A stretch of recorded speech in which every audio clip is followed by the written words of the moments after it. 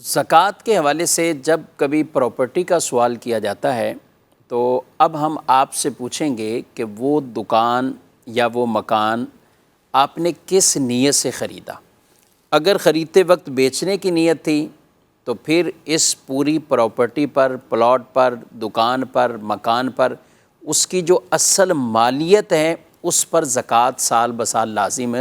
ہوتی رہے گی۔ اصل مالیت یعنی جو اس سال اس کی ویلیو ہوگی اس کے مطابق اس کی زکوٰۃ ادا کرنی ہوگی۔ اور اگر آپ نے پراپرٹی لی اس لیے کہ اسے کرائے پر دیں گے، جیسا کہ سوال سے ظاہر ہے کہ آمدنی اس سے کچھ ہو رہی ہے،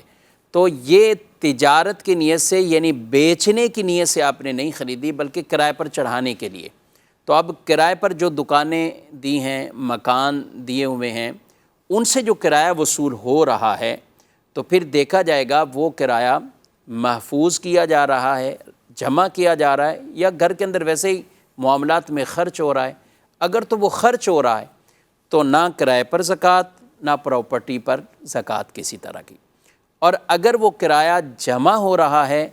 تو پھر سال جیسے ہی اس کا زکوٰۃ کا پورا ہوگا تو اس وقت دیکھ لیا جائے گا وہ کرایہ خود نصاب کو پہنچتا ہے یا دیگر اموال کے ساتھ پورا ہی نصاب والی وہ شرائط اس پر پوری ہو جاتی ہیں، تو اب ان تمام پر زکوٰۃ کو ادا کرنا لازم ہوگا۔